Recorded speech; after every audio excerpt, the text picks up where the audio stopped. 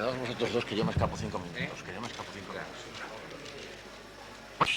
De la Facultad de Ciencias Económicas y Empresariales de la Universidad de Valencia va a tratar un tema extraordinariamente sugestivo para una región agraria como Extremadura y que indudablemente tiene unos problemas de industrialización que, aunque como nos decía ayer el profesor González Seara y algún otro, quizás no deba cifrarse absolutamente en eso, el porvenir de una región, porque nos pueden inundar de industrias no limpias y, por el contrario, no pueden traernos las industrias que nos interesaran.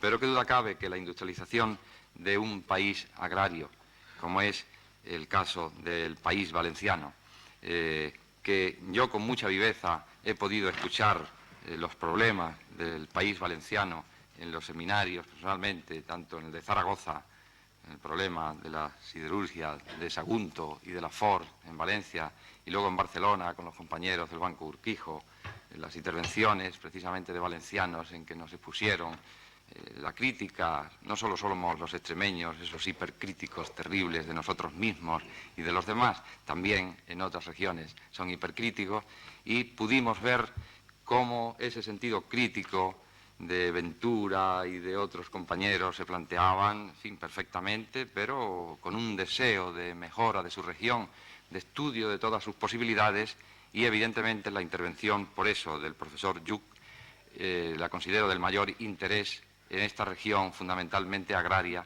que quiere industrializarse bien y limpiamente, que quiere tener unos servicios mínimos para lograr una estructura lo más armónica de su economía en todo el concierto nacional. Muchas gracias por la presentación, porque es muy adecuada. Con respecto a estos seminarios, como el señor Martín Lobo ya ha insinuado, hay dos líneas: una línea ortodoxa, que fue la que habló, me parece, en el seminario de Zaragoza, y las dos líneas se expresaron en Valencia, en las reuniones de Banco Urquijo, con mayor predominancia del sector crítico. Yo estoy en esta segunda línea, etc. Realmente yo, cuando di el título de la conferencia, no supe expresar bien el problema, sobre todo porque tenía ganas de que el título fuese corto. Realmente, y ustedes lo verán enseguida, yo voy a hablar del país valenciano, pero voy a hablar más en general del problema siguiente. El problema es de cómo se ha producido la industrialización en zonas agrarias. Entonces hay un caso concreto, que es el del país valenciano, pero por razones profesionales he estudiado bastante lo que ha sucedido en Italia, en una parte de Italia que se llama Italia di Mezzo, que es un tipo de Italia de la cual no se habla, que no es ni el triángulo industrial formado por Génova, Milán y Torino, ni es el Mezzogiorno, que el Mezzogiorno más o menos diríamos está situado de Roma hacia el sur, sino esta zona intermedia de la cual hay grandes ciudades, como son Florencia, Bolonia y Venecia, por ejemplo, se incluiría. Entonces, voy a basar y voy a dar algunas interpretaciones que se ajustan a lo que ha sucedido en el país valenciano y de lo que ha sucedido en Italia. En primer lugar, por una razón, puesto que en muchas otras zonas agrarias, por distintas razones, no ha habido crecimiento industrial. Hay unas pocas estadísticas, porque no me gusta darlas, aunque las tengo en el papel por si después alguien quiere preguntar algunas cuestiones. Pero hay algunas estadísticas que son muy claras. Quienes de ustedes conozcan la dinamicidad de la vida política italiana, conocen perfectamente cómo, después de la Segunda Guerra Mundial, por una multitud de factores, se ha hecho una política de desarrollo del Mezzogiorno muy importante. Desde la primera hora ya nació el Plan Vanoni, el Plan Vanoni-Saraceno, en el cual los italianos han hecho un esfuerzo realmente muy considerable y unas inversiones muy considerables. Entonces, y es de los pocos números que voy a poner,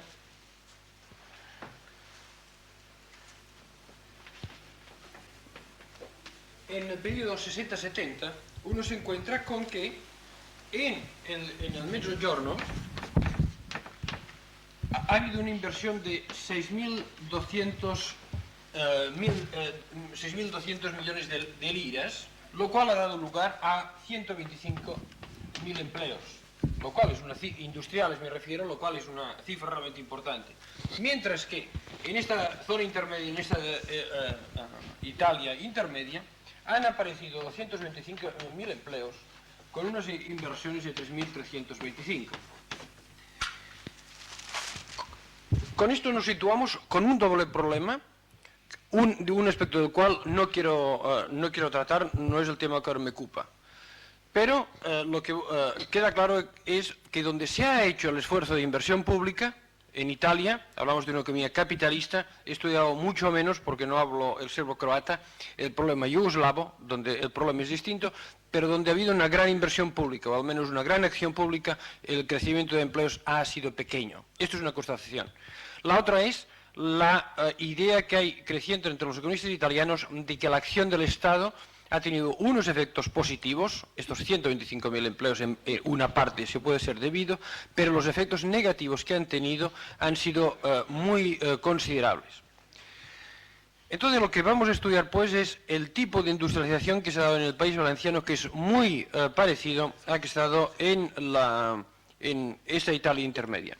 Y voy a hacer esto porque me parece que alguna de las razones de seguir este proceso es, en cierta manera, intentar presentar un modelo que, en alguna medida, esto es lo que habría que estudiar, o lo que yo tendría que haber estudiado, en alguna medida es lo que para mí puede ser un crecimiento espontáneo, hasta cierto punto la palabra espontáneo, entre comillas, espontáneo de la industria en Extremadura. En estas definiciones previas, yo realmente no comparto ningún tipo de escrúpulos ante la industria sobre la polución ni ninguna de estas cuestiones.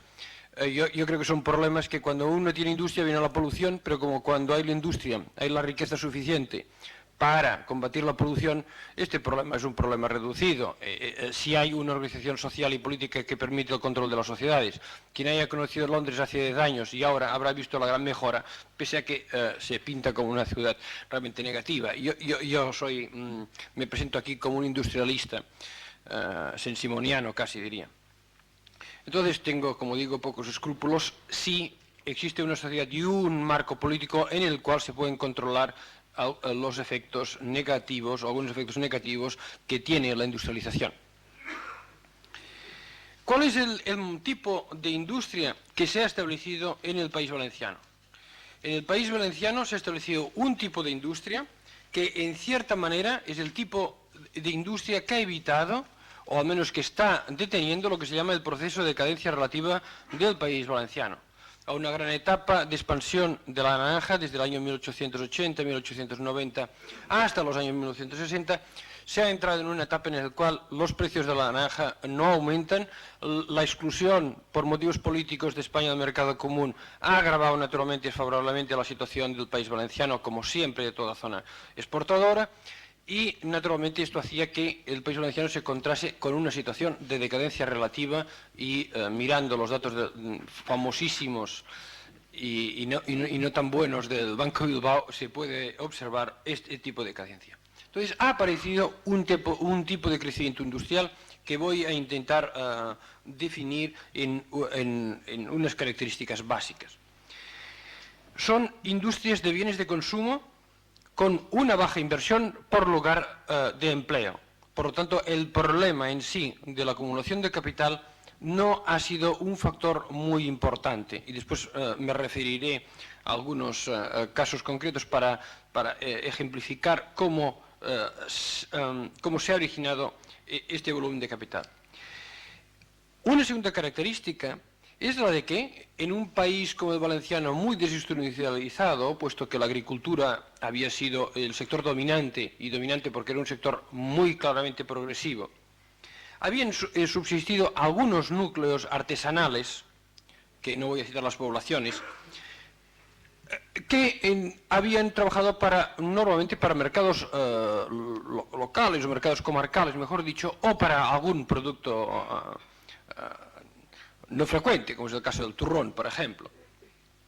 Y la localización de la nueva industria se ha dado precisamente en estos núcleos artesanales que habían vivido una cierta decadencia, porque normalmente son núcleos que hay que arraigar dentro ya de la Edad Media, y que habían ido haciendo una vida muy latente, muy decadente, pero que no habían muerto. Otro tipo de localización que ha adoptado la nueva industria valenciana es alrededor de la ciudad de Valencia. ciudad de Valencia es desde hace muchos años una gran ciudad, me refiero al número de habitantes, y en estos momentos tiene unos 600.000 habitantes. Y esto ha hecho siempre que se crease una cierta industria de bienes de consumo. Uno de los casos típicos es el mueble o industria de la construcción, que simplemente es necesaria siempre que hay una agrupación, aun cuando no haya industria. Es una industria, diríamos en términos no básica, pero que existe. Entonces, ha sido sobre estos núcleos artesanales, este núcleo de una industria del cinturón de Valencia, junto con algún viejo núcleo propiamente industrial, que propiamente había vivido la revolución industrial, del cual el gran ejemplo es Alcoy, es sobre estos grupos existentes, sobre dónde se ha desarrollado la industria. En las poblaciones agrícolas, donde la naranja había sido dominante, no ha aparecido la industria, y prosigo con este análisis de tipo descriptivo. La tercera característica es que toda la industria que ha nacido en el País Valenciano, y es una característica absolutamente común con lo que ha pasado en la Italia intermedia, es que es una industria de carácter exportador. Hay algunas industrias, hay un caso muy conocido por lo espectacular, que es el caso del calzado, que exporta el 50% de su producción, lo cual es una cifra muy elevada. Ahora, en otros casos menos conocidos, industrias muy importantes como son el mueble o la lámpara, los porcentajes de exportación siempre están entre el 30 y el 50% de la exportación. Con esto se ha creado una industria exportadora que, para que ustedes no crean que yo exagero mucho esta característica que he nombrado en tercer lugar, tengan en cuenta que desde el año pasado ya se ha exportado más productos industriales por parte del País Valenciano que cítricos, junto con todos los restantes productos de exportación valencianos, que no solamente son los cítricos, sino que hay aceite de almendra y sobre todo las cosechas típicas del sur del país, me refiero por ejemplo a tomate, etcétera, que se exportan a través de los mercados de Alicante. Esto nos lleva a una indicación, es decir, que lo que estamos es dentro de una típica industria de bienes de consumo. Al analizar este tipo de modelo en el cual crece por los bienes de consumo, con mucha frecuencia se utilizan mal o se absorben mal un tipo de modelo de industrialización que es considerado como el básico y que, con unas motivaciones sobre las que ahora no voy a entrar y que yo haría, es un tipo de modelo que nació sobre los años 20 y que se supone que la industria básica es físicamente la que está debajo y la bienes de consumo está arriba, como si el proceso histórico se hubiese formado así. El modelo de industrialización que una parte, por ejemplo, en la Unión Soviética defendían Trotsky, Preobrazhensky, el mismo Stalin, ese tipo de industrialización es el que dibujaban en el mismo grupo soviético otros economistas como Nikolai Bukharin defendían el desarrollo a través de los bienes de consumo. Entonces, esto que fue una ideología en la Unión Soviética dominante no fue únicamente, no es el único modelo dominante que hubo en esta época, sino que, por ejemplo, el fascismo normalmente ha desarrollado un tipo de modelo muy parecido de este tipo. Ahora bien, si uno examina con una cierta atención el proceso histórico, resulta que normalmente lo que ha sucedido es que lo que se ha desarrollado primero han sido las industrias de bienes de consumo. El ejemplo de la revolución industrial inglesa es un ejemplo, diríamos casi de manual. Es decir, a todas aquellas personas que han tenido la suerte de no ir a los hermanos de las escuelas cristianas como yo, entonces saben que, desde su más tierna infancia, saben que en la revolución industrial inglesa se ha desarrollado por una industria típica de bienes de consumo, como es la industria algodonera. Un gran especialista en estos problemas de economía industrial, Walter Hoffmann, que es un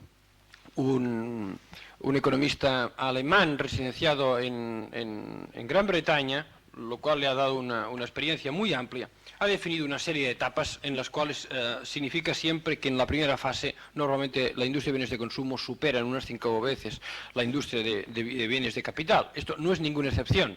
Por lo tanto, quienes siguen defendiendo el modelo de la industria pesada realmente, por una parte, aparte de no defender lo que es una realidad en el País Valenciano, no prevén lo que ha sucedido en los orígenes del capitalismo industrial.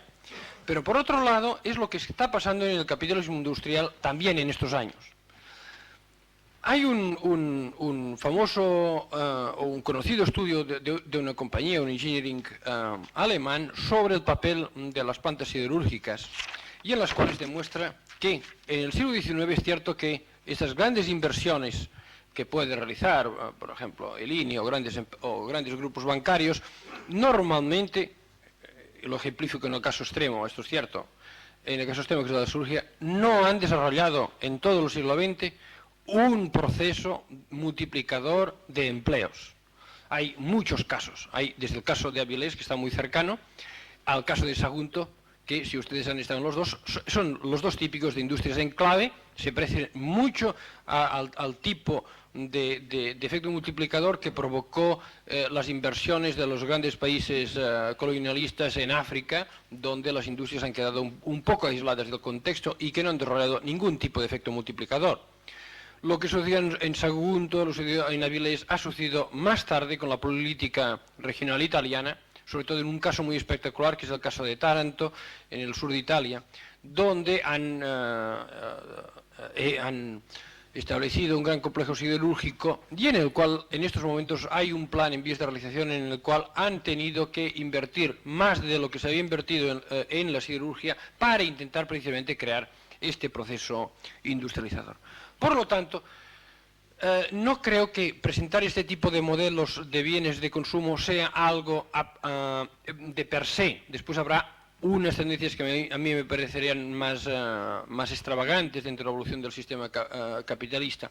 Pero por este sentido no creo yo que haya ningún tipo de problema. Es el modelo normal lo que está sucediendo en el país valenciano.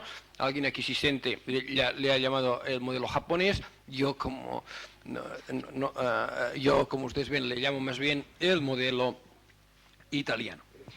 Entonces, hemos definido, me parece, para recapitular, tres condiciones. Una, industria de bienes de consumo. Dos, su desarrollo localizado en centros que en alguna manera habían mantenido una cierta tradición.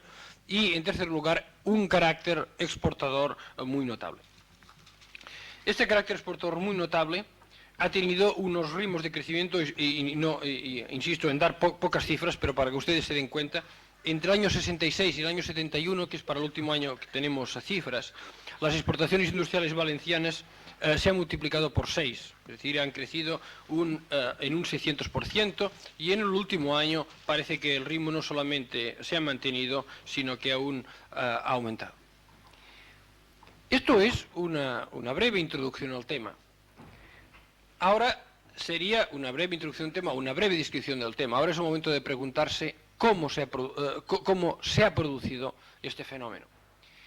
En las sociedades agrícolas, o en las sociedades atrasadas, que no siempre es lo mismo, después matizaré algo esta afirmación, una de las cuestiones que ha tenido un gran papel es la aparición de una cierta ideología industrializadora, es decir, una cierta conciencia por parte de ciertas capas sociales, que son las que normalmente emergen pensamiento, que son normalmente las que tienen en el conjunto de la sociedad lo que podríamos llamar, lo que se llaman con diversos nombres, cada uno, dada su posición política, escogerá el que más le convenga, fuerzas vivas o clase dominante, las cuales, como son las que han tenido tradicionalmente acceso a la cultura, son las únicas que tienen capacidad naturalmente de desarrollar una visión del mundo de una manera concreta y con unos programas concretos.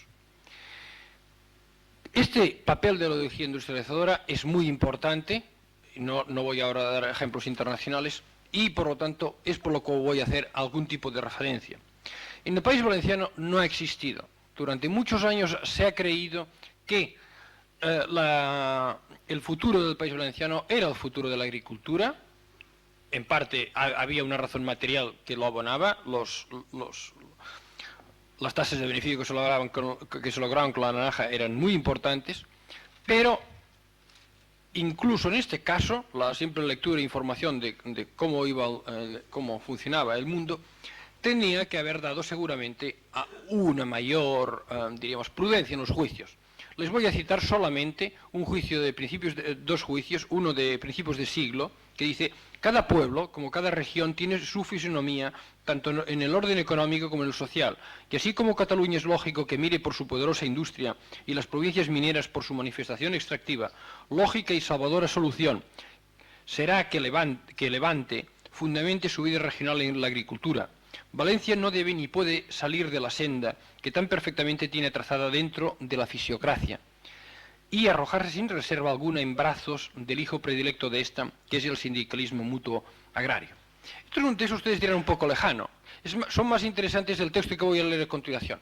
Los textos que voy a leer a continuación es por una gran personalidad política que tuvo ese desarrollo durante la República, Ricard Samper, el cual tuvo en Valencia muy altos cargos, fue presidente del Ateneo, fue alcalde de Valencia y fue presidente del Consejo de Ministros durante la República.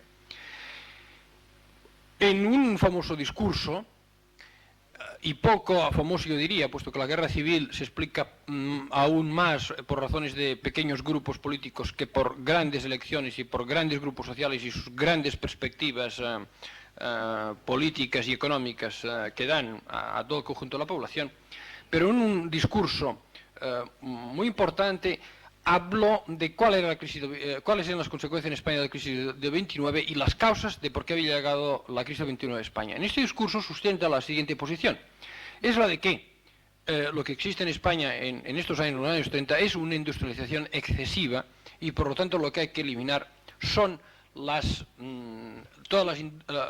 mayor parte de industrias, fundamentalmente lo que él define como industrias exóticas. Una industria es exótica cuando no se produce en el territorio del Estado español la materia prima. El otro testimonio de estos años 30 es mucho más importante, no desde el punto de vista político, porque Samper fue muy importante, sino desde el punto de vista económico, porque es un texto de un hombre recientemente fallecido, Ignacio Villalonga Villalba. Ignacio Villalonga Villalba es un hombre procedente de una familia ligada con Castellón, porque eran exportadores. Insisto en que en Valencia no solamente se exportan naranjas, sino aceite y almendra, que este es el caso, y además de profesión liberal en Valencia, su padre era un conocido abogado, etc. Ignacio Villalonga, como ustedes saben, en estos años, antes de la Guerra Civil, era un hombre dedicado en parte a la política, en parte a la banca, puesto que ya era el hombre, lo que en el argot bancario se llama el hombre fuerte del Banco de Valencia, y después de la guerra, en el año 43, si no recuerdo mal, fue ya presidente del Banco Central, desde el 40 fue miembro del Consejo de Administración. Y el Banco Central ha sido un banco que indiscutiblemente ha sido un banco industrializador. Pero mientras estos años vivía en Valencia, no creía esto y llegó a decir y escribió en una conferencia muy interesante, muy inteligente como él era, esto es otro problema, el de que él no era partidario como Samper, se oponía a Samper, y por lo tanto no era partidario del desmantelamiento de las empresas, aunque sí lo consideraba aconsejable, pero decía: no soy partidario del desmantelamiento porque para mí todos los intereses arraigados merecen respeto. Esto, como ustedes ven, muestra una cierta ideología muy poco industrializador o nada industrializador y que no ha actuado realmente en el país valenciano a nivel de unas determinadas clases sociales que son quienes pueden generar aquellos flujos que a nivel genérico llamamos de ahorro e inversión, que naturalmente van conectados con una determinada estructura de clases, o si ustedes quieren, grupos sociales. Entonces, con esto, lo que quiero indicar es, primero, que por parte de las fuerzas vivas o clases dominantes no ha habido un papel activo en cuanto a la industrialización, y en segundo lugar, ver cómo por parte de estos grupos se ha actuado muy poco. Podría dar algunos ejemplos que contradecirían lo que yo diría, pero se ha actuado muy poco en la industrialización. Por lo tanto, aunque hubiese un gran nivel de ahorro, normalmente este gran nivel de ahorro ha actuado vía a unos canales financieros que se han invertido normalmente en otros centros muy alejados del caso del país valenciano. Hay un estudio que hemos hecho en mi seminario, que son a través de Bolsín de Valencia, desde los años 20 hasta ahora, cuál es el tipo de inversión que se ha realizado, y las conclusiones son claras. Normalmente quienes poseen ahorro lo han invertido en obligaciones, no en acciones, que ya es una característica interesante, y según un modelo que aquel famoso novelista Daniel Defoe, que era al mismo tiempo economista, ya había dibujado hacía muchos años este tipo de comportamiento, diríamos, capitalista pasivo. Esta es la realidad, es decir, que con mucha frecuencia todo el gran ahorro, los grandes beneficios de la naranja que han ido a parar a un nivel muy reducido de la población, puesto que mientras que en el País Valenciano hay un minifundismo muy importante, el grado de concentración a nivel comercial es mucho más reducido, tengo ahí números que no los voy a aburrir, y por lo tanto es de suponer, es de prever, hay algunas estimaciones hechas en los años 30 y alguna estimación tenemos para los últimos años, que es el grado el volumen de los grandes beneficios de la naranja han ido en cierta manera concentrados a un número reducido de la población, pero que este tipo de ahorro no se ha invertido, no se ha dirigido hacia la inversión, sino que a la inversión in situ en el propio país valenciano, sino que se ha desplazado a través de su conversión desde capital comercial en capital financiero y se ha vuelto capital industrial en una última fase, según lo que un conocido autor ha llamado el camino prusiano del desarrollo.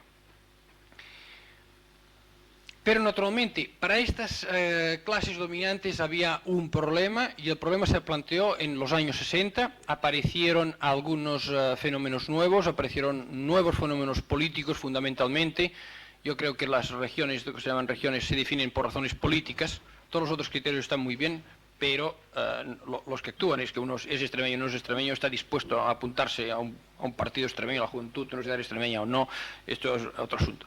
Entonces, en estos años nace en el País Valenciano una serie de hombres, hay dos hombres muy destacados, uno lo ha citado el señor Martín Lobo antes, Vicente Ventura, hay otro que se llama Joan Fuster, los cuales plantean una serie de problemas a nivel del País Valenciano y hablan de la decadencia económica relativa del País Valenciano.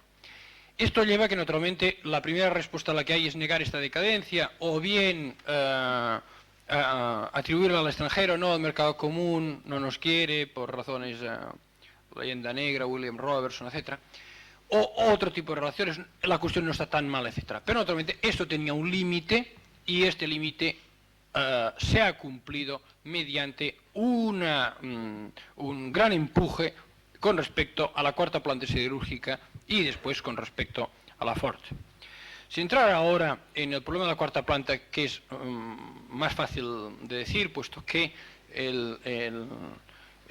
los efectos multiplicadores de la cuarta planta en estos momentos nadie duda que van a ser muy poco superiores a los 10.000 lugares de empleo, que es la cifra que en 2 años ha creado la industria del mueble y no ha ocupado las primeras páginas del periódico, ni sin necesidad de que Santander se pelease con Valencia, ni Valencia con Tarragona, ni Tarragona con Barcelona, etcétera. Simplemente se han ido poniendo fábricas de muebles y en 2 años lo de la surgia. En el caso de la Ford es más complicado.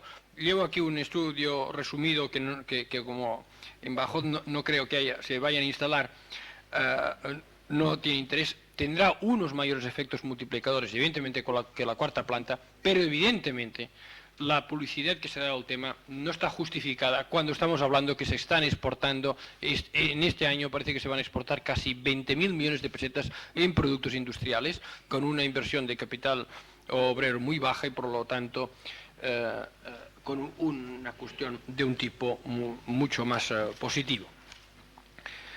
¿Cómo se ha dado pues el proceso? El proceso hemos intentado definir que no ha habido un tipo de desarrollo industrial vía sector público, no lo ha habido, el INI prácticamente no ha actuado muy poco en el País Valenciano, no lo ha habido por las grandes empresas privadas, como es la siderurgia de Sagunto, hay alguna actuación importante del INI, o ciertamente importante del INI, una en Manises, hay otra en Alicante, por si alguien lo conoce, no es que no me olvides para no aburrir a los lectores. Hay unas refinerías en Castellón, etcétera, pero actúan siempre, yo creo, normalmente como industrias en clave. Es decir, no son los responsables de este gran crecimiento industrial que hay, un crecimiento industrial con una fragilidad a la cual después vamos a hacer una leve referencia. ¿Cómo ha nacido? Normalmente, ¿cuáles han sido los procesos? Como dice mi amigo Vicente Ventura, nosotros no es que hablemos de la Administración valenciana, sino que es que la hemos saludado, la conocemos a los industriales, nos lo han presentado, algunos de ellos son amigos, etc. Y esto ha permitido, como puede permitir en Extremadura, pues conocer estos fenómenos, diríamos, con una cierta nitidez. En primer lugar, nosotros creemos, o creo, que la primera razón por la cual se ha puesto industria en el País Valenciano es por un cierto efecto difusor de la industria catalana. Es decir, que mientras que hay una determinada teoría económica en la cual induce a creer que hay, cuando se da en un determinado espacio un impacto industrializador, por ejemplo en el punto A, y al lado hay un punto B, en una primera fase va a haber unos efectos de succión, a los que antes hablaba mi compañero, lo cual va a hacer que el punto B, con respecto al punto A, pierda posiciones, no solamente relativas, sino porque haya recursos productivos que se desplacen de B a A. En una segunda fase puede haber efectos difusores. Efectos difusores que vienen vía a varios caminos. Uno de ellos es en unos determinados sectores y no en otros. ¿En qué sectores emergen los efectos difusores en general? Y ahora estoy pensando ni en la Italia de medio ni en el País Valenciano, sino en un caso que a mí me ha interesado mucho, que es el caso de los Estados Unidos como caso de gran capitalismo industrial y por lo tanto como un modelo a tener en cuenta. En el caso de los Estados Unidos, ustedes saben, y es un tópico, y yo que convivo con estudiantes, pues mucho más, hablar del alto grado de concentración de la industria americana. Pero este es un análisis cierto, en general la industria americana tiende a la concentración, pero cuando uno mira el problema con atención, lo sectoriza y coge los estudios que hay sobre el respecto, resulta que esto no sucede con todos los sectores. Hay algunos sectores en los cuales, uno de ellos, no por casualidad, la industria del mueble, en el cual el número de empresas en Estados Unidos aumenta año a año, cosa que no pasa en fábricas de automóviles ni en fábricas de muchos otros productos. Naturalmente estamos en una excepción. Entonces, es un tipo de industria del mueble que no tiende a la concentración por unas razones que, si ustedes me permiten, les voy a explicar o voy a intentar explicar con unas curvas.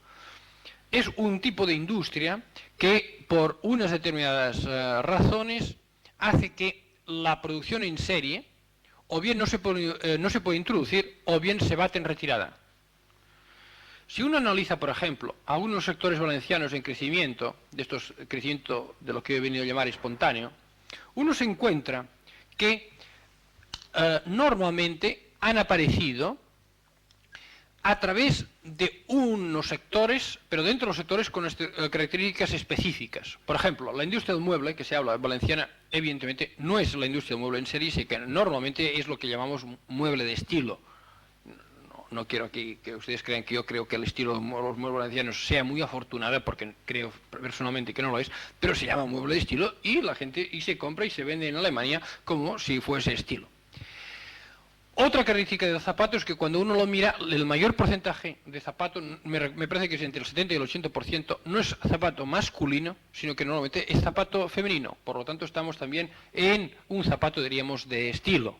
Ahora la moda masculina está evolucionando muy rápidamente y esta división que ahora hago, me parece que entre pocos años no se podrá hacer.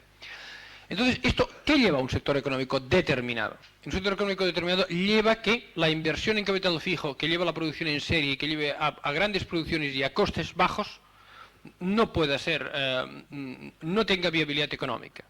Hay un famoso político norteamericano, Wilbur Mills, el cual ha hecho o ha encargado un estudio sobre la industria del calzado realmente muy interesante. En este estudio de la industria del calzado, saben ustedes que Mills es el partidario de que se aumenten las barreras de exportación del calzado europeo, entre ellos el valenciano y el más importante, que es el italiano, explican una razón muy interesante. Creen que las inversiones de capital fijo a las cuales estaba acostumbrada la industria americana y que estaba haciendo de una manera creciente, resulta que normalmente necesitan un periodo de maduración, necesitan trabajar durante un periodo de tiempo bastante extenso para poder obtener una determinada rentabilidad.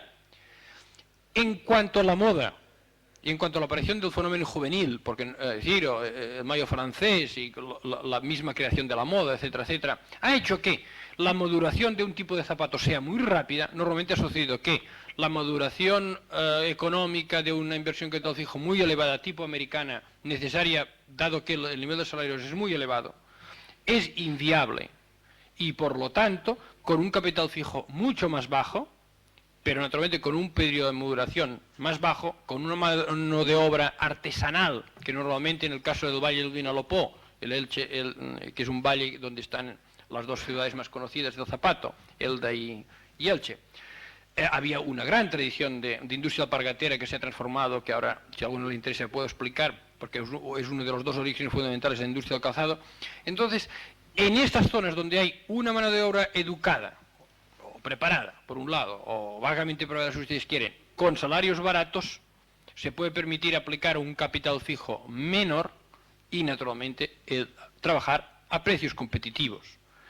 Para los Estados Unidos, o menos para el señor Mills, que no es los Estados Unidos, la única solución que hay con el problema es con respecto a esta cuestión. Por lo tanto, un efecto difusor, de los que antes yo he intentado explicar y que daré algún otro caso, un efecto difusor es este efecto difusor de la propia evolución del sistema capitalista, no va siempre a favor de mayores inversiones en capital fijo, como es en este caso. Entonces nos encontramos con lo siguiente, que mientras que normalmente nosotros, cuando digo nosotros, somos los que hemos estudiado las facultades de económicas. Es que tengo la gripe y tengo normalmente poca voz, pero el micrófono ese de mano para que... Normalmente los que hemos estudiado económicas, hemos estudiado un manual que hasta los que no han estudiado deben conocer, que se llama Castañeda. Este es un manual en el cual da normalmente un tipo de forma de curva, como muchos otros manuales en el mundo de tipo convencional ortodoxo, de que es una curva de costes marginales creciente. Es decir, a partir de un determinado volumen de producción se dice la producción va aumentando, etcétera, etcétera. Esto es un modelo general y después se van estudiando casos parciales. En una industria como en la producción en serie, normalmente se trata de que los costes fijos son constantes, como ya decía algún economista anterior, como David Ricardo, y por lo tanto estamos en un tipo de curva de esta forma.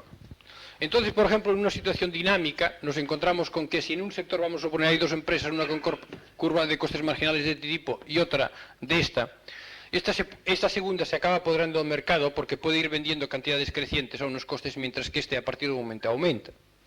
Ahora bien, estas industrias son industrias en las cuales hay una serie de características, una de las cuales he intentado anunciar. Y normalmente aquí nos encontramos en el caso del País Valenciano, donde este tipo de producción en serie no se puede dar y estamos en un tipo de curva de costes crecientes que coincide normalmente, que lleva a la existencia de multitud de empresas. Esta frase desgraciada que se llama la atomización de las empresas, que no se han atomizado, es decir, que son pequeñas simplemente por unas razones objetivas, como en este tipo de casos. Entonces, para un tipo determinado de zapatos o de muebles, resulta que no es posible el capital fijo por el problema fundamentalmente de la moda, o bien porque los muebles de estilo, que antes solamente había en las salas de colegios de médicos y que ahora hay en muchas casas particulares, resulta que esto ya se puede desarrollar y se puede desarrollar de una manera de tipo industrial. Entonces encontramos que este tipo de industria se expulsa, puesto que en los Estados Unidos hacer esto con el nivel de salarios y sin la compensación de capital fijo muy elevado, esto no se puede realizar. Este es un tipo de caso de difusor, de efecto difusor. Otro tipo de caso es el tipo de caso que antes nos referíamos también al hablar de una zona A y una zona B. Nosotros, creo personalmente que una de las razones en cuanto a este efecto difusor a menor escala se produce con respecto de Cataluña con respecto al País Valenciano, por distintas razones. Hay aquí una pega que es muy interesante, que yo no he estudiado, y es por qué este efecto difusor se ha dado más hacia el País Valenciano que hacia Aragón. El problema sería muy complejo. Podría pasar, por ejemplo, saber si estos núcleos artesanos han tenido una supervivencia y hay una línea de continuidad, como hay entre Barcelona y Alicante, o bien no la hay. Esto es un problema más complejo. Ahora bien, en el caso de Barcelona-Valencia hay unas líneas de comunicación relativamente fáciles. Todo el mundo sabe desde hace unos cuantos años, desde el informe, si no recuerdo mal, del Banco Mundial, que es del año 63, todo el mundo sabe que ahí se va a construir una autopista. Ahora la utilizamos ya prácticamente y la vamos a utilizar plenamente dentro de muy poco tiempo. Entonces, este efecto difusor ha sido normalmente en un tipo de industrias en los cuales ha jugado un problema de costes comparados, como ha jugado en Italia, en busca de salarios más baratos, y junto con otro hecho que es el del que el terreno, el solar, mucho más barato. Parece que estas son las dos variables que han jugado más en cuanto a este tipo de efecto difusor. en este segundo caso.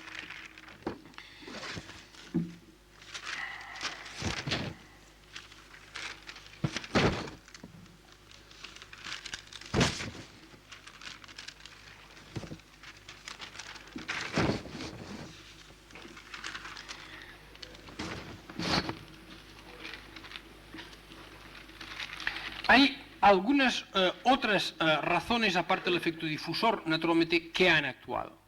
¿Cuáles son estas otras?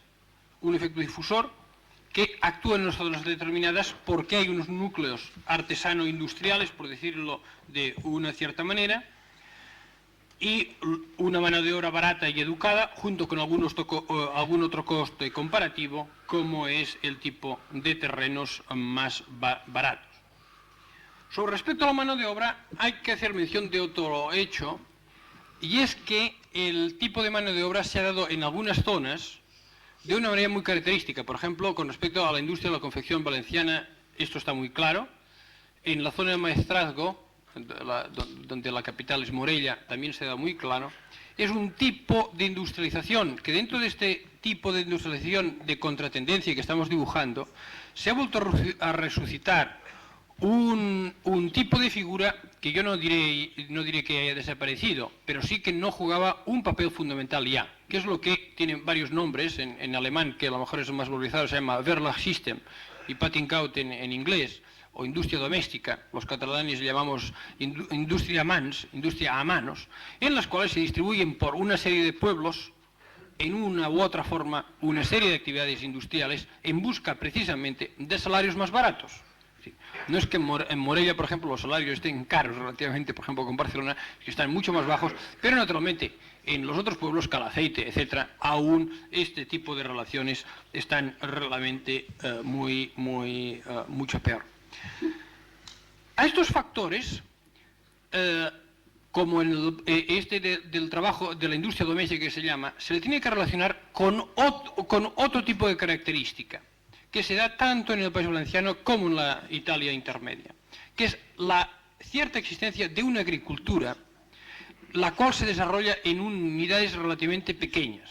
Yo me atrevería a decir, sin indignar a ningún progresista, que es un poco independiente para lo que ahora nos preocupa el hecho de que esta pequeña o mediana explotación sea dirigida por el propio propietario o bien por el medio de parcería.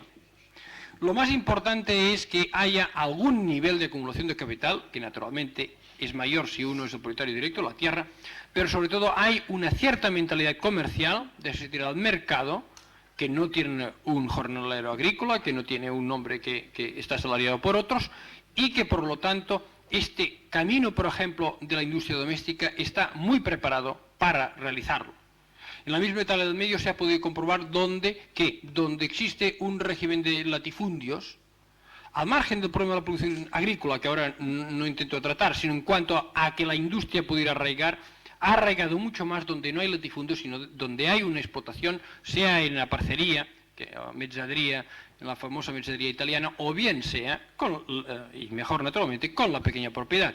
Puesto que para la industria doméstica hace falta una cierta mentalidad comercial, un cierto capital, porque normalmente la mejor fórmula para esto es que una parte de los bienes de producción los ponga el propio trabajador.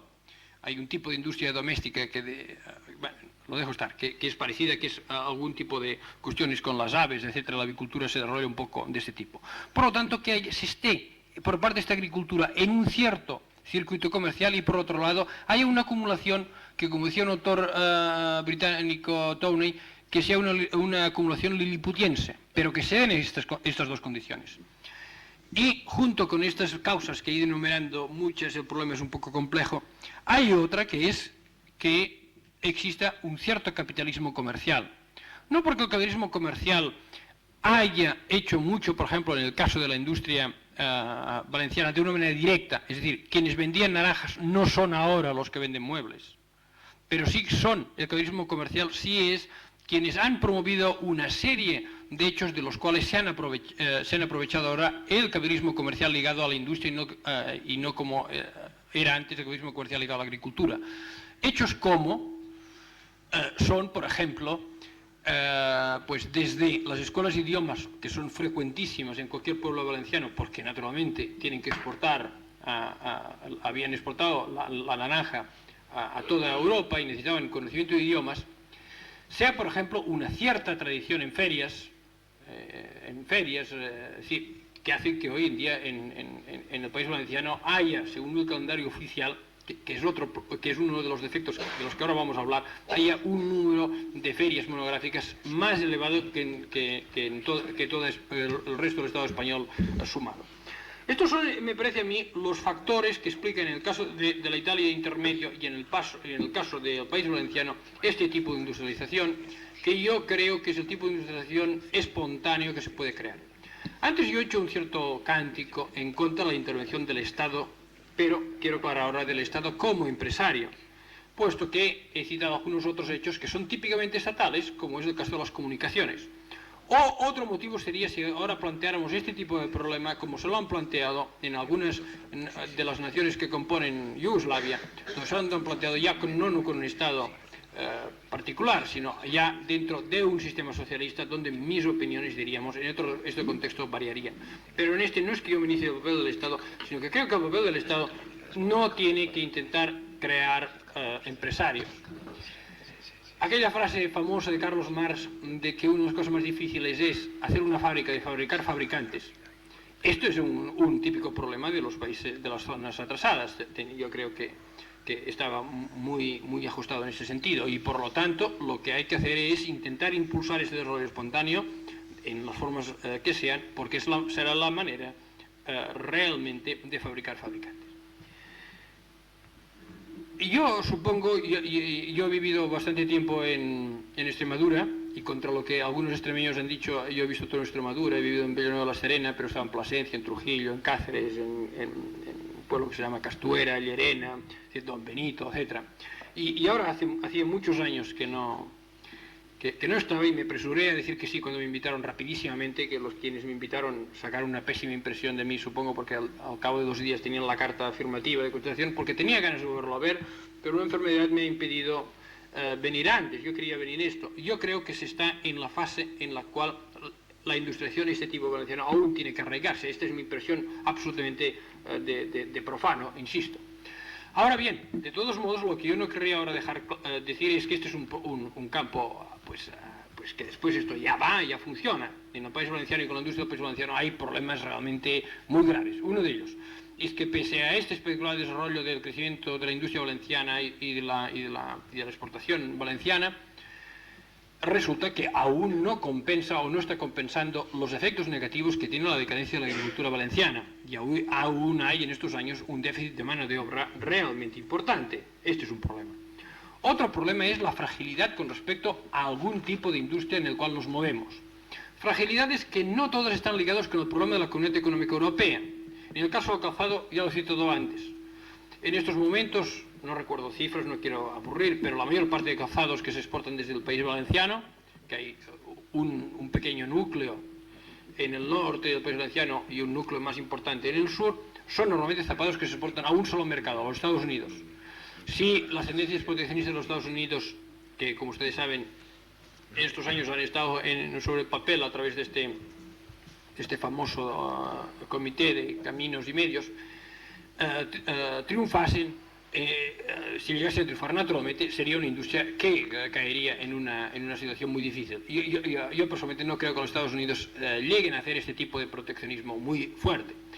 Lo que sí indicaría es que no solamente en el caso de los Estados Unidos, sino en el caso también de la Comunidad Económica Europea, puede suceder que para evitar la competencia de costos comparativos a la que antes he hecho referencia, puede suceder que su proteccionismo acentuado en lo agrícola se vaya ampliando hacia el tipo de productos industriales de bienes de consumo con inversión de capital baja, con una proporción de mano de obra muy elevada y por lo tanto esto le da una cierta fragilidad.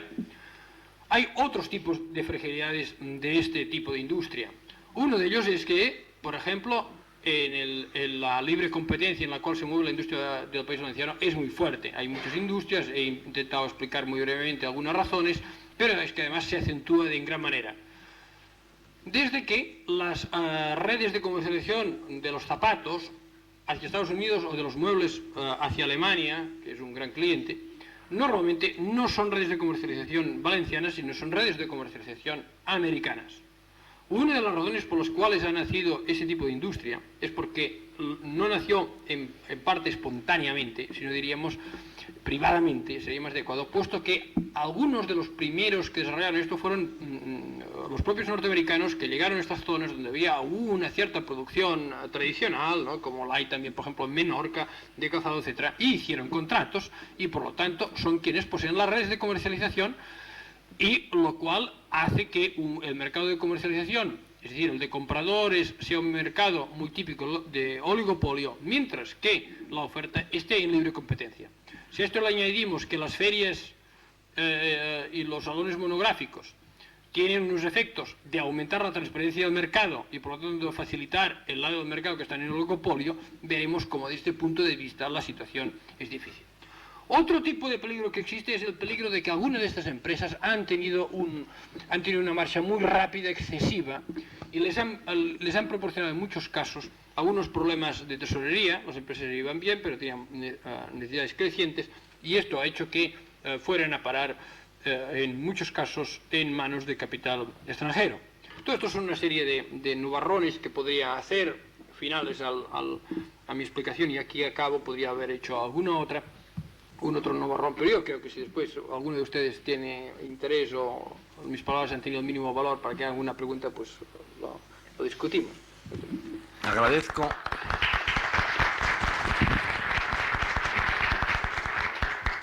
Agradezco al profesor Lluch su excelente y clara exposición, que he perdido en parte por una llamada ineludible, y vamos a conceder los 10 minutos tradicionales para que ustedes formulen por escrito las oportunas observaciones. Muchas gracias.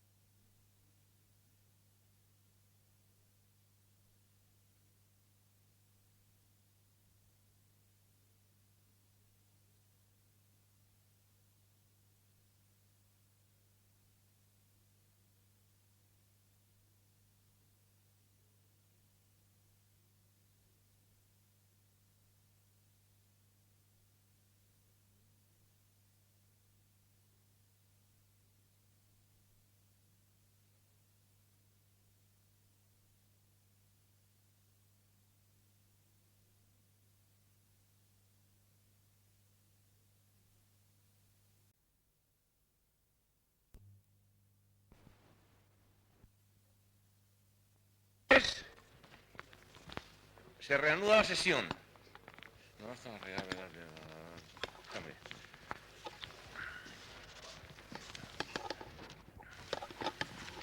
Antes de que comience, quiero decirles a ustedes que nos conviene terminar hacia las 2, porque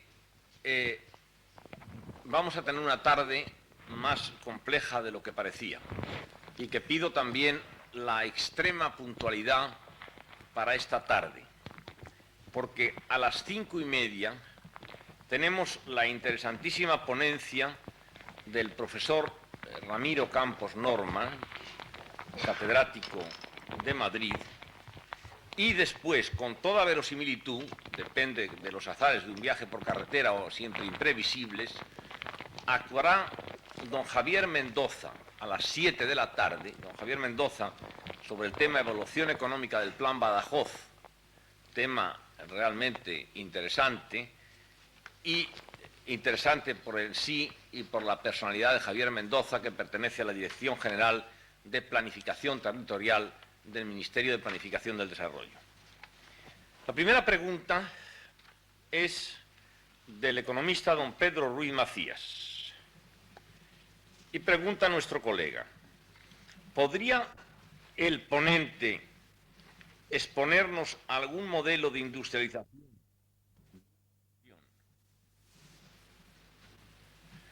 con industria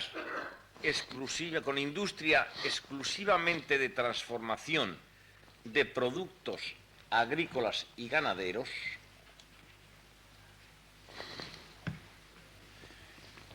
Sigue. ¿Existe algún antecedente de ello?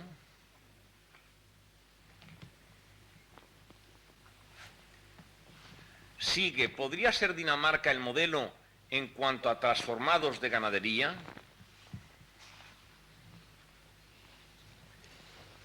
Y por último, son en realidad 4 preguntas y un solo preguntante. Por último, ¿qué opina de este modelo industrial en una región como Extremadura? Bueno, aparte de que el señor que pregunta sabe más de lo que da la impresión los interrogantes, porque están muy bien formuladas. Bueno, es decir, la primera es modelo de industrialización de transformación agrícola y ganadero, hay uno, y él mismo se contesta, se llama Dinamarca. Ahora, si está interesado sobre el tema, hay un economista gallego, catedrático de estructura económica en la Universidad de Santiago, muy destacado, José Manuel Beiras, que tiene un libro que ahora, no sé si se recuerda el título, se llama Estructura y evolución de la población gallega, publicado en el año 67, si no recuerdo mal, que le interesará muchísimo, si es que no lo conoce, que intenta hacer intenta plantearse el siguiente problema. Estudia en primer lugar y da unos datos que yo desconocía, por problemas de barreras lingüísticas, por ejemplo, de qué es lo que sucedió en Dinamarca, y entonces plantea un problema real, muy apasionante, es por qué Galicia no sigue un Dinamarca, donde esto está más claro, diríamos, que en Extremadura, hasta cierto punto, diríamos, ¿no? Es decir, parece que el punto de vista del marco natural facilita mucho. O simplemente por una razón, porque Beiras es gallego y no es extremeño, y entonces ha estudiado el problema. Entonces, él plantea una serie de problemas, dos líneas interesantísimas que explica Beiras. Beiras interpreta, en primer lugar, que sí, que se da un modelo de industrialización, que es el de transformación agrícola y ganadero, que este es el modelo para Galicia, que esto lo han creído una serie de autores gallegos de finales del 18, principios del 20, Díaz de Rábago, el famoso regionalista, que no me acuerdo, sí, ya me acuerdo, Alfredo Brañas, etcétera. Más o menos es el modelo que estaban intuyendo. ¿Por qué no se realizó el modelo? No se realizó el modelo, voy a resumir de manera brutal porque no me lo iba preparado y hablo de memoria, por 2 razones. En principio, porque el modelo de transformación agrícola-ganadero se ha desarrollado en Dinamarca de una muy ligada con un movimiento cooperativista apoyado por un partido socialdemócrata. Buena parte de este esfuerzo danés ha ido legado a un tipo de, en una primera fase, de un liberalismo avanzado desde el punto de vista económico, un poco, diríamos los economistas, de Jonas Mill, que era un hombre influido por el cooperativismo, con toda la tradición fabiana de cooperativismo, etcétera, y que después en Dinamarca hay un contexto político muy claro que es este, y que es un punto de vista sobre el cual se ha apoyado lo de Dinamarca. Entonces, el primer problema a estudiar es este cooperativismo, la ley de cooperativas del 42 es vigente. Como no soy profesor de estudio económica, tengo, como ustedes ven, complejo de inferioridad y pregunto siempre. Entonces, ¿es adecuado o no vía al desarrollo del cooperativismo? Por ejemplo, que en el caso catalán, quienes han desarrollado el cooperativismo fue un grupo que podríamos llamar de una burguesía liberal y catalanista, como es el caso de la Liga, que hizo una gran labor en este campo, y la Mancomunidad primero, ya en los primeros años del siglo, después la Generalitat hizo una gran labor en este campo. Y, es decir, existen estos condiciones políticos que han existido en Dinamarca en el caso gallego. Ha habido un grupo político, un grupo social que esto permitiera. Eso sería la primera pregunta, porque si no se da este tipo de movimiento, parece que en el modelo danés no triunfa en parte por este tipo de asociacionismo. Después, otro tipo de problema que plantea Beiras es un tipo de problema muy interesante. Según Beiras, bueno, según Beiras no, según todo el mundo, Ustedes sabrán que uno de los hechos fundamentales de la moderna historia agraria española es una política de protección al trigo. No quiero meterme en el tema, pero el tema ya lo planteó Flores de Lemos hace muchos años. Esto ha sido en detrimento de la ganadería, normalmente, y hasta hace muy pocos años no se ha cambiado este sentido de la política, de una política de fomentar cultivos a los cuales fuese la ganadería. Entonces, lo que he estudiado Beiras es que en el caso gallego ha habido una detracción por esta gran tradición ganadera espontánea, debido, por ejemplo, a la lluvia, hacia la ganadería. Hubo una roturación de tierras dedicadas a la ganadería que se dedicaron a la agricultura debido a que había un precio relativamente rentable para los cereales, para el trigo, lo cual no quiere decir que esto fuese a la larga su camino espontáneo.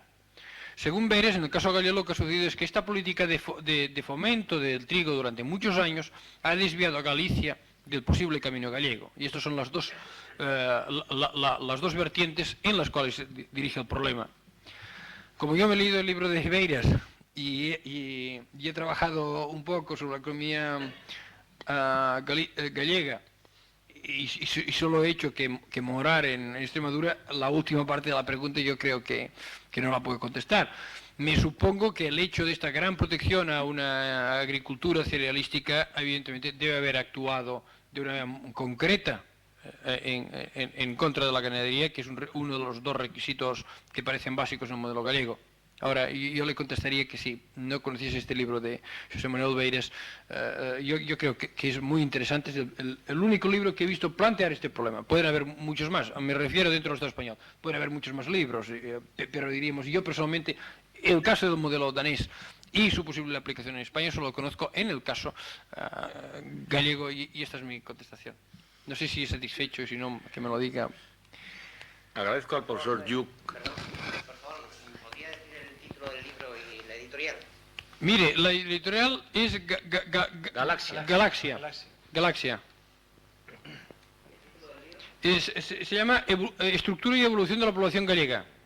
Entonces, aunque todo el libro es de demografía, resulta que hay un primer capítulo interesantísimo que habla de todo. Después es como todos los libros de demografía un poco aburridos porque la tasa de natalidad sube, baja y es un poco detallista el libro, pero el primer capítulo a mí me suscitó muchas ideas y le he insistido porque soy amigo suyo, y le he insistido siempre que yo creo que el capítulo es un libro en potencia y que es un drama que no lo escriba. Pues ha escrito otro libro en el cual toca muy poco el tema que es un libro más reciente, pero toca poco el tema, que se llama, el título es en gallego, es también de editorial Galaxia, se llama O atraso económico de Galicia. Y estos dos. Ahora, toca poco el tema. Yo hice una recensión de este último libro y pese a que yo creo que es muy interesante, porque es el primer intento de aplicar a una zona del Estado español las teorías de la dependencia forjadas sobre Latinoamérica, digo forjadas porque muchos de los autores son americanos y franceses y algún alemán, como Günter Frank, pero ha intentado aplicar estos esquemas de economía independiente a este caso. Ahora, trata poco este problema y es la única cosa que yo encontraba mal del libro, que no desarrolla este punto de vista tan apasionante que es su pregunta. Agradezco, he oído con especial agrado la mención de mi viejo compañero de Colegio Mayor, Joan Manuel Beiras, catedrático da Universidade de Santiago, que escribe libros en castellano y en gallego realmente sugestivos. Este lo es, pero claro, partiendo también de una base geográfica distinta a la extremeña.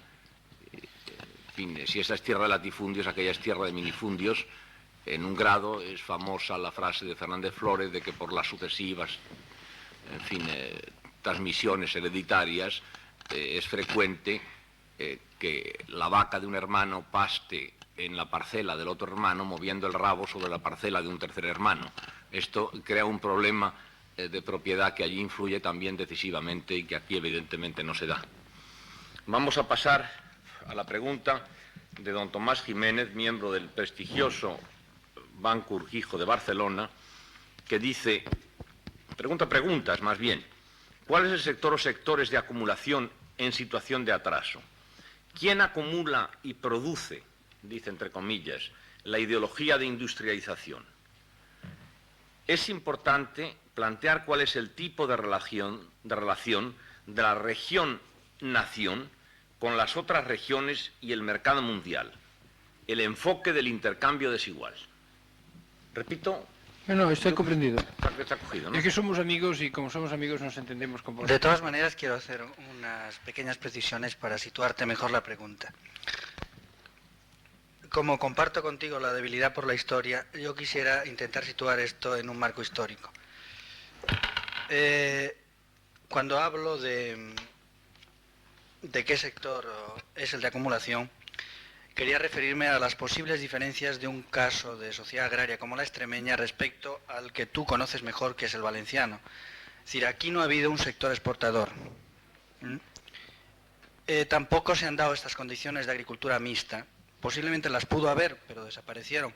Y ayer la referencia que se hizo, me parece que fue por Cienfuegos, al caso de la Mesta, me parece que sería un periodo muy interesante de intentar averiguar. Entonces, en la medida en que estas dos posibilidades no se han dado, ¿cuál es entonces el sector posible? Porque alguno tiene que haber. Además, quiero enlazar esto con el modelo discutible, pero que puede servir de guía, al menos para entendernos, de Gerschenkron, de que en el caso de que los factores o los agentes de acumulación clásicos, como pudieron suceder en el modelo inglés o en el modelo francés, no se dan, suelen aparecer agentes sustitutivos. Él cita el caso del Estado, en el caso de las industrializaciones tardías europeas.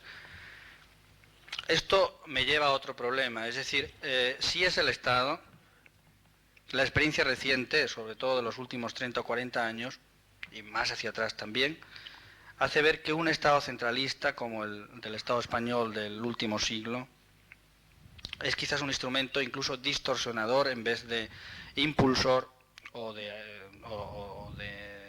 tener alguna capacidad sustitutiva de los agentes tradicionales de acumulación. Esto también enlaza con una posible necesidad de plantearse una organización del Estado diferente.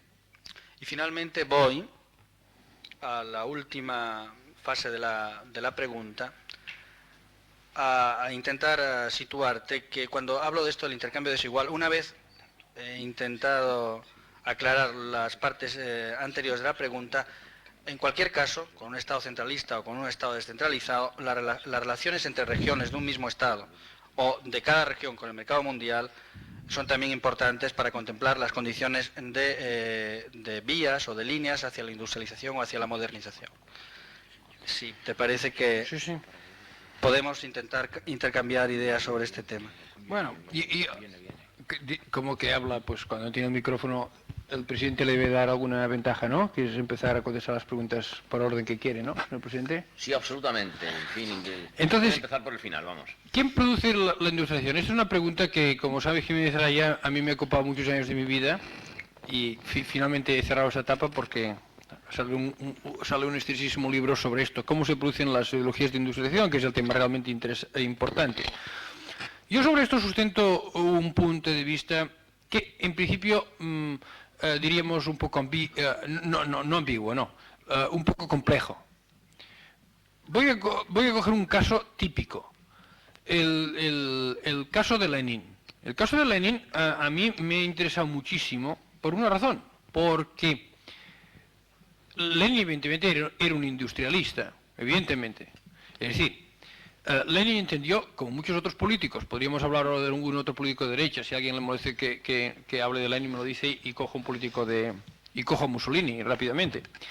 Pero no es este problema. Lenin dijo una frase que muy clara, ¿no? Que es aquello de que es el socialismo, los soviets más la electrificación. Que era la electrificación el símbolo de la industria.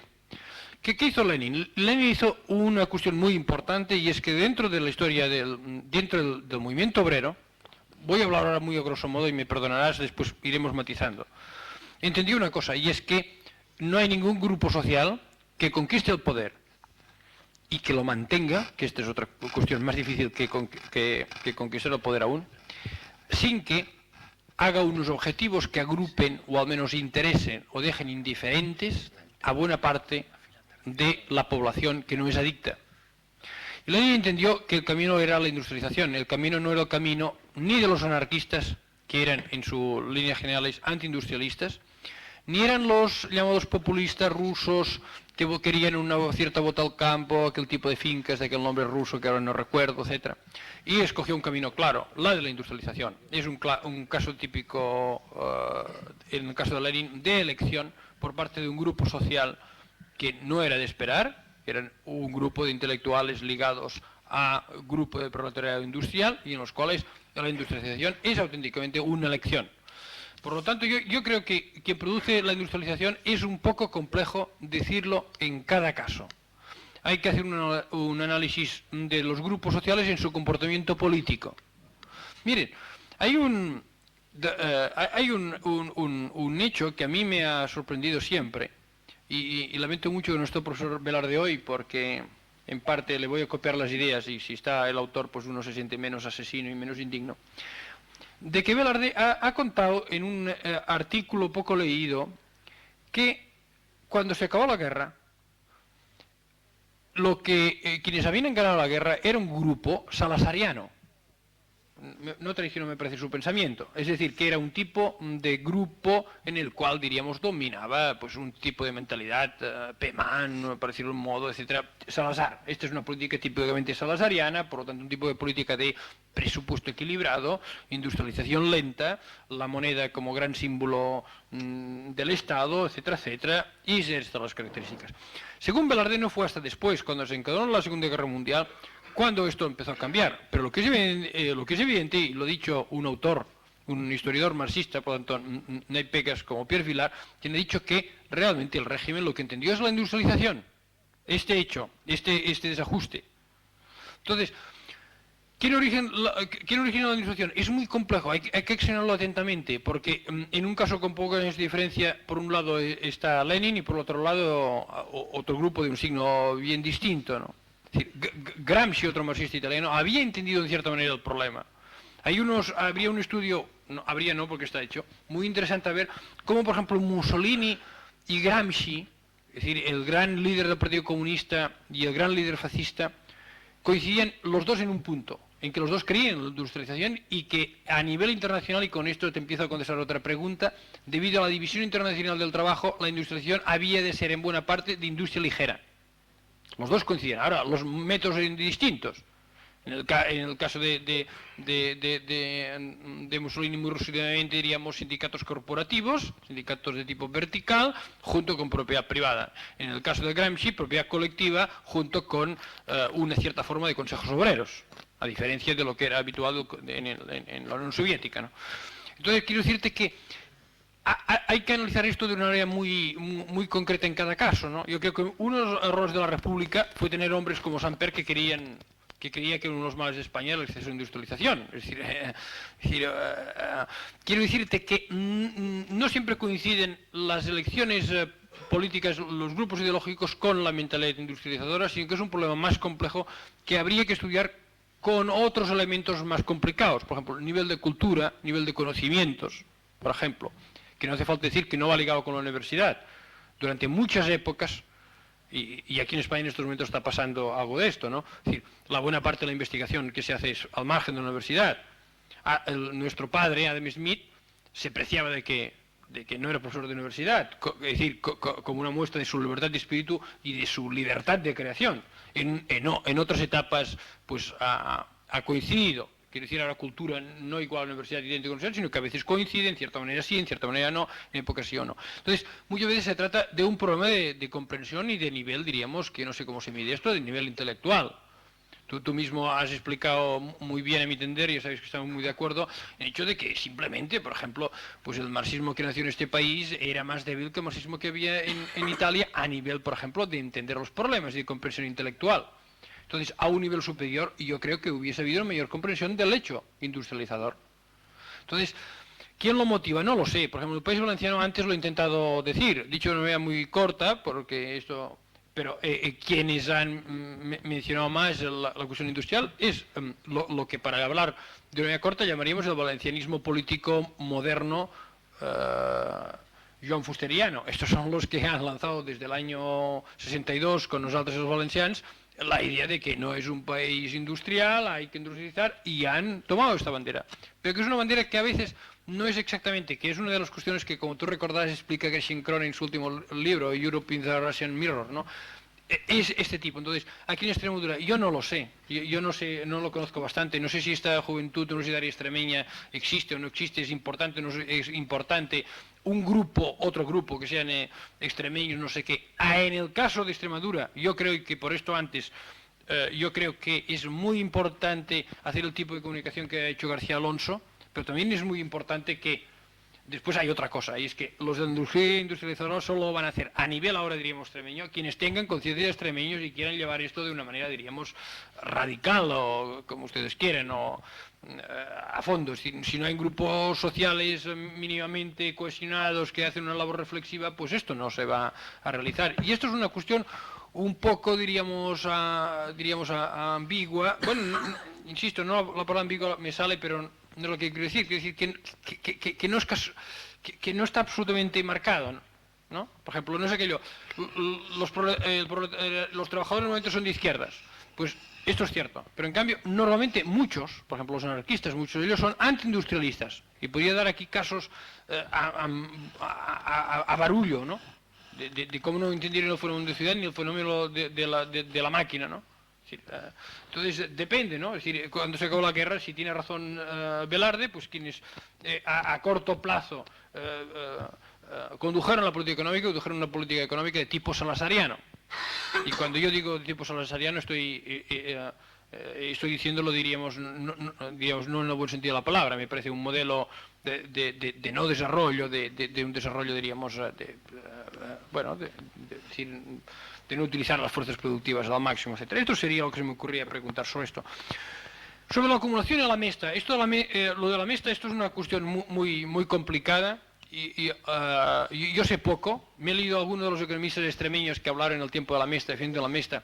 Hay muchos temas que están un poco por debajo de lo que tú has preguntado. En primer lugar, porque no sabemos muy bien qué era la mesta, porque la mesta normalmente lo ligamos con ganados transhumantes, que esta es la idea que tenemos.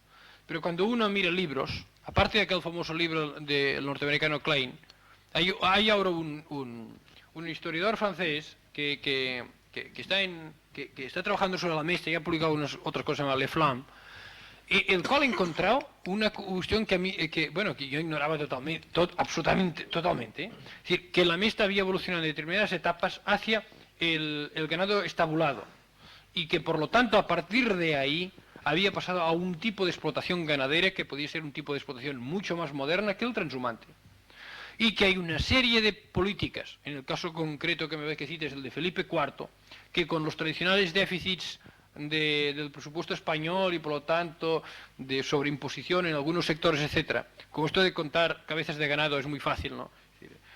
Y si están estabuladas mucho más que si son transhumantes, resulta que se hizo unas figuras impositivas que hicieron que lucharan contra lo que era una tendencia hacia la estabulación y por lo tanto una fórmula progresiva de la ramadería, y una aplicación de los impuestos, que yo no me atrevo tampoco ahora a hablar de esto de los impuestos aquí, pero que es más fácil porque si están estabulados se pueden concretar, se envía un inspector, etcétera, y si son transhumantes, bueno, no es que ahora están en Don Benito, no, bajan, suben, tal y cual, que llevó contra esa tendencia, que hubiese sido una tendencia muy positiva y que hubiese podido dar lugar pues a una ganadería mucho más moderna de lo que significa el concepto vulgar que tenemos de la mesta, que es esto, el ganado transhumante puro y simple, con peleas con los agricultores. Hubo en determinadas épocas donde, este Le Flam lo ha demostrado, las tendencias de ganaderos contra agricultores disminuyen en cuanto el ganado es estabulado. Esto es un hecho automático.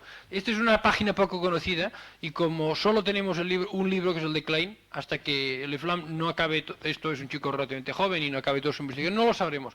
Sería un campo interesantísimo para entender Extremadura, por ejemplo, creo yo, concretamente, porque esto hubiese dicho un problema. Otro problema que he conectado con la ganadería, y todo lo que estoy diciendo es copiando ideas de Le Flam, es que hay todo un problema del comercio de la lana, que los reyes fomentaban que el producto se exportara y que el producto no se transformara en el interior debido a que sus inmensas deudas con los banqueros Fugger y con los banqueros genoveses, etcétera, hacían que exportar la lana fuera eran lo que ahora llamaríamos divisas mientras que transformarlo en el interior y hacer tejidos y esto era mucho más difícil competir en el mercado internacional. Y este fue otra vía que ha estudiado el FLAM, en el cual diríamos negativa en cuanto a la evolución, ¿no? Entonces, cuanto a la acumulación, yo no sé aquí cómo se origina la acumulación, es que lamento mucho decirlo, pero es que no lo sé. Entonces, lo único que diría es que, por mis recuerdos, yo cuando estuve aquí viviendo, no, yo lo confieso, es que, bueno, yo hice de viajante entre el bachillerato y mi carrera. En mi casa no estaba muy bien, hice de viajante. Y, o sea, me he recorrido todos estos pueblos con 2 maletas y estas cosas. Y esto ayuda bastante a conocer los sitios. O sea, que yo en Castuera sé aquello de, oiga, mire, yo llevo cinturones y estas cosas. Mi impresión es que la propiedad de la tierra coincide bastante con el proceso de ahorro. Esta es mi impresión, que yo me llevé, no sé si es equivocado o no, con la ganadería, y por lo tanto que es estructura de la propiedad muy ligada con formación del ahorro. Ahora es una impresión que no lo sé, francamente tengo que decir que no lo sé. Otro aspecto con respecto al centralismo del Estado español que yo querría decir es que alguna vez he leído un hecho, ¿no?, que se dice que la primera víctima del centralismo han sido los 2 Castillas. Bueno, yo no estoy de acuerdo. Porque o se decide que Madrid no son los 2 Castillas o esto no es cierto. Yo creo que el hecho distorsionador mayor que ha hecho el centralismo ha sido la creación de Madrid. Es decir, lo cual no es Castilla. Si uno decide, como ha decidido cierto tipo de gente, que que Madrid no es Castilla, estoy de acuerdo con que las 2 Castillas no han salido beneficiadas con el centralismo. Pero si Madrid está dentro de Castilla, sí. Yo creo que el fenómeno de Madrid es un fenómeno de una importancia mundial, puesto que el crecimiento de Madrid en los últimos años es un hecho que, dadas sus situaciones de localización, etcétera, yo creo que es un hecho que no existe. Hay un geógrafo alemán que ha hecho un estudio sobre Madrid y me gustó mucho cómo le llamaba. Dice Madrid, la perla del desierto. Es decir, como un hecho absolutamente fuera de lugar. París.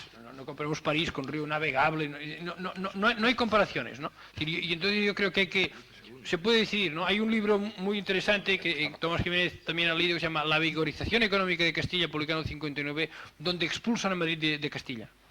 Entonces estoy de acuerdo, ¿no? Pero mientras no, porque yo creo que lo de Madrid ha cambiado el mapa económico de España. Ha sido el gran factor después de la Guerra Civil que ha cambiado el mapa. En todo lo demás, el mapa económico, hay muchas diferencias. Yo creo que España se ha transformado de una manera muy grande, pero todo más o menos se parece. En el caso de Madrid es el gran hecho que diríamos, ya no se puede decir aquello que decían los catalanes del siglo XIX, que en Madrid las fábricas estaban en el 4º piso, no, porque las fábricas están en planta baja ya, y etcétera, ¿no?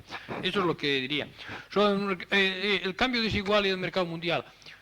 Es decir, me hubiese gustado mucho que me hubiese tenido que hacer la pregunta y haber tenido tiempo, para no limitarme a los 45 minutos, esta pregunta. Y yo creo que, evidentemente, se está entrando en un cambio desigual. Es decir, lo que estamos haciendo, yo creo, el cierto modelo espontáneo que he analizado es simplemente el paso siguiente a la agricultura. Y por lo tanto, naturalmente, con la gran industria mundial, se está aprovechando un poco de lo que se está contratendencia general del sistema, que esto me parece que ya lo he intentado explicar, o bien algunos sectores que no interesan.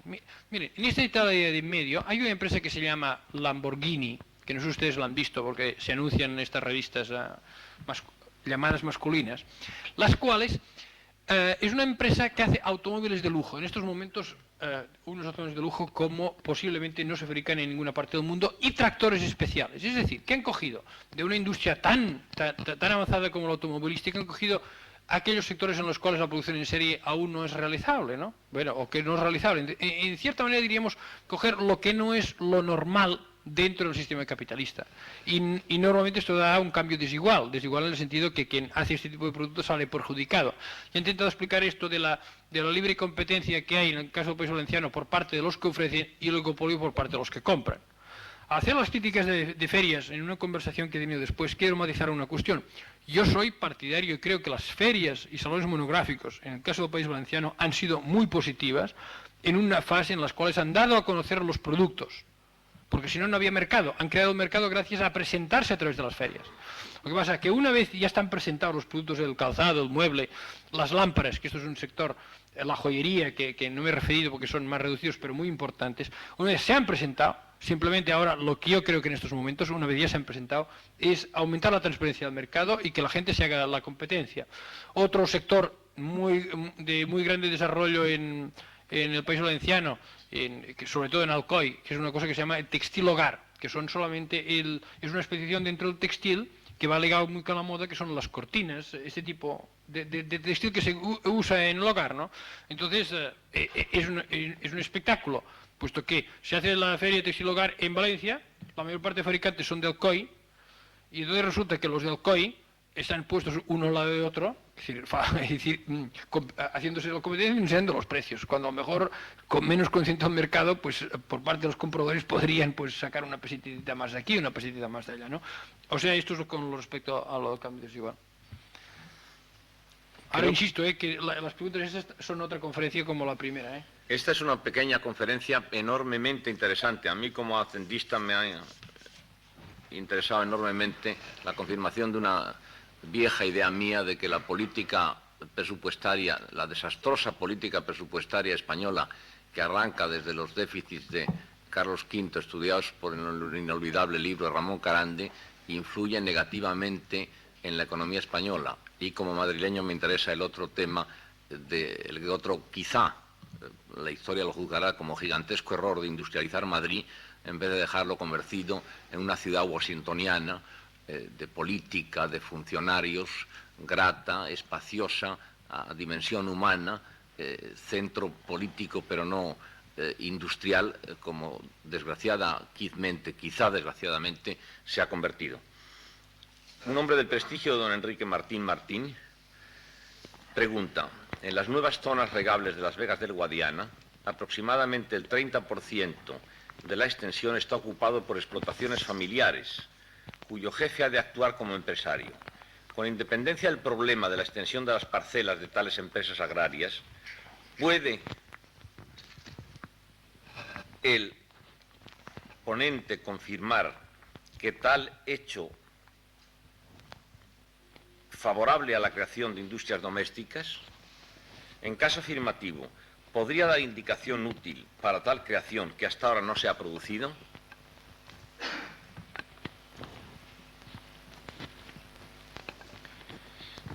En realidad, si el señor ponente ha entendido la pregunta, no tengo que ampliar nada. Yo creo que sí, la verdad que sí. Es decir, usted lo que intenta decir es que hay en todos estos nuevos regadíos un 30% de las fincas que son de explotación familiar, lo cual puede dar a suponer que obtienen algún tipo de beneficio, diríamos, de ganancias al cabo del año, en una otra forma, con este multiempleo agrícola que también existe no solamente en la ciudad, sino en el campo.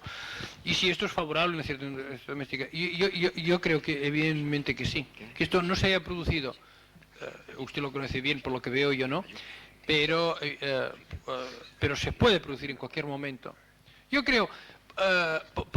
en cierta manera a mí me gusta una palabra francesa que se llama la animación.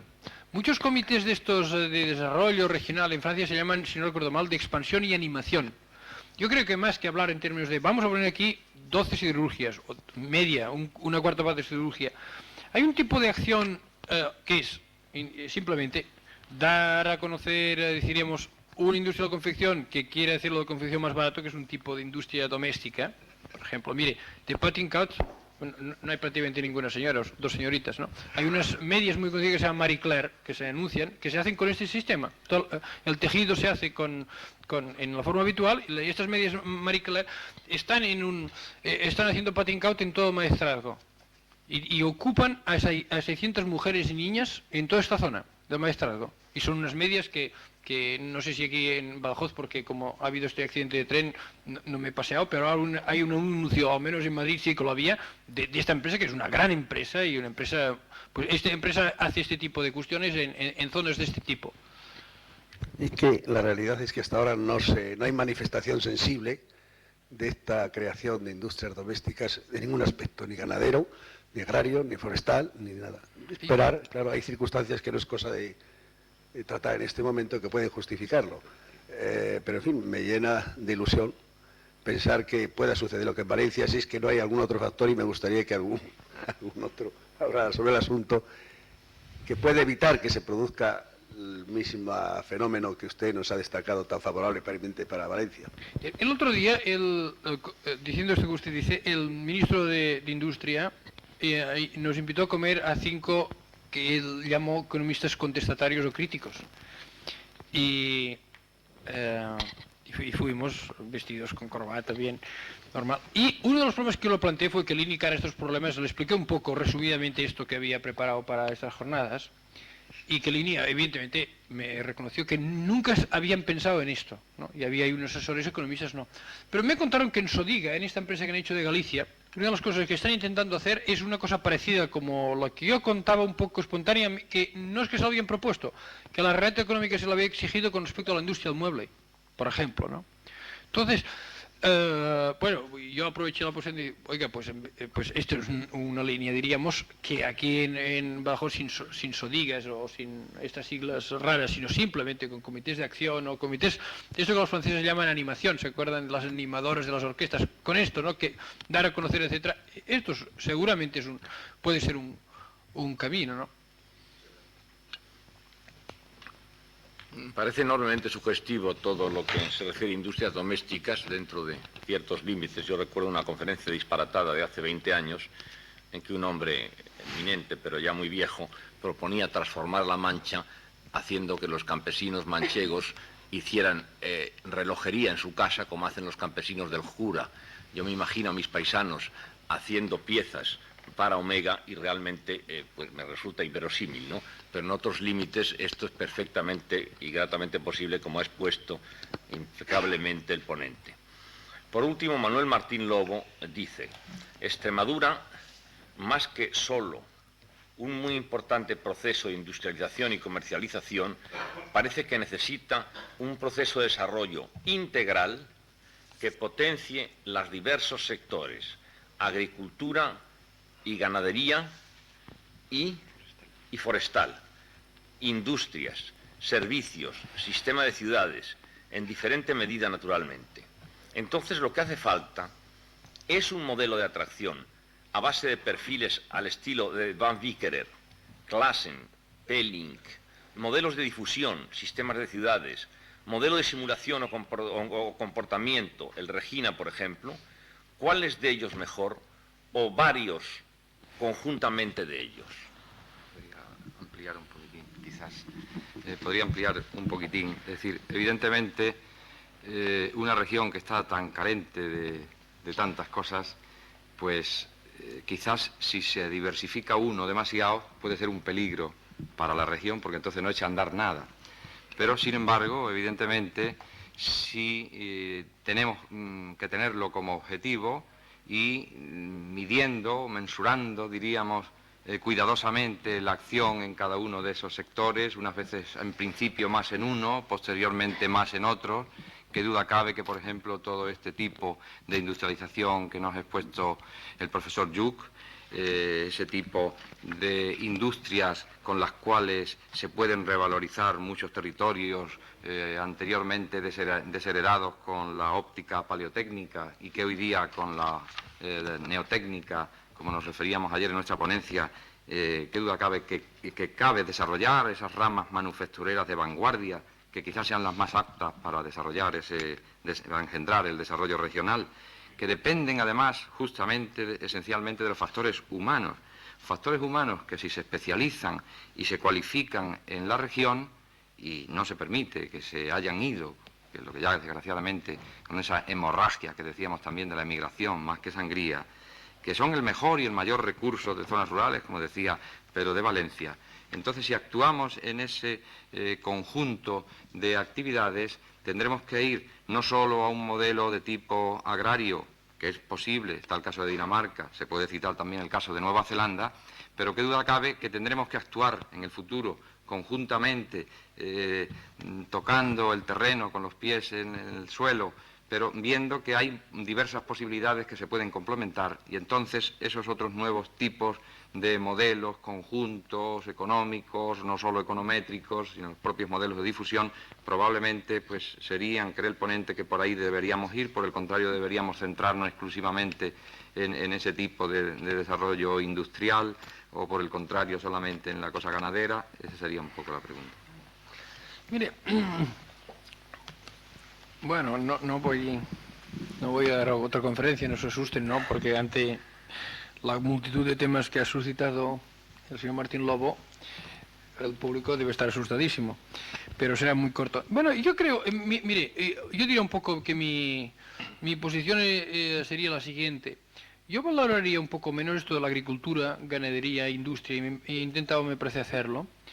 Para sí, y es muy importante, es decir, esta coordenada, pero pondría otra coordenada, y es que entre agricultura, diríamos, como el 30% que hablaba él, y un 30% diríamos que fuese de latifundistas, desde el punto de vista de la transformación social y de comportamiento social, pues no tiene nada que ver. Es muy fácil que ese 30% de empresas familiares tengan un comportamiento muy parecido que que no diré yo que las 2.500 empresas de mueble que hay en Valencia, porque muchas de ellas llevan siendo grandes, pero sí se van a parecer ese 30% de explotaciones familiares bastante a lo menos a las empresas de mueble más pequeñas, quiero decir. Entonces, yo creo que hay otra coordenada, que es esta coordenada de transformación social, es división de la comercialización, de la explotación. Esto es lo que me parece, diríamos, que yo es lo único que me permitiría añadir, diríamos, a su planteamiento. Entonces, yo creo que, claro, lo mejor es lo que plantea usted, que usted en el fondo lo que está hablando es de un desarrollo equilibrado, en el fondo. Una posición de un desarrollo equilibrado donde siento los factores, todos los sectores vistos con las coordenadas que uno quiere van progresando. Yo creo que eso es lo ideal, pero yo creo que esto no es muy difícil de realizar, y que aquí lo que hay que hacer es aquel ejemplo típico de Hirschman, ¿no?, de que no se hacen las carreteras al mismo tiempo que los automóviles, sino que primero se hicieron los automóviles y a cabo de unos cuantos años se hicieron o no se hicieron, como ha contado alguien, entre Cáceres y Badajoz, las carreteras, ¿no? Entonces me parece que en este caso lo que se trata es de la primera, diríamos, de que yo creo que tiene que agarrar 3 o 4 sectores, no sé, no lo conozco bastante bien para hablar, es que lamento muchísimo no haber trabajado en Extremadura, porque le contestaría precisamente porque los temas que usted dice son muy precisos y necesito conocimiento. Ahora, con respecto al concepto que usted denuncia de neotécnica y paleotécnica, yo he introducido un matiz. Fíjese que, si me he sabido explicar bien, yo lo que quiero decir es que nos va una región atrasada, lo que se va a aprovechar es de la paleotécnica en una época de neotécnica. Y es lo que da lugar al cambio desigual que insinuaba mi compañero Tomás Jiménez Araya.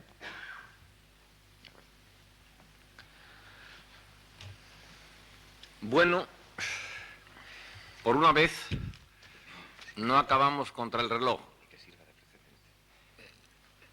En este caso hay que decir lo contrario de lo habitual, pues que sirva de precedente.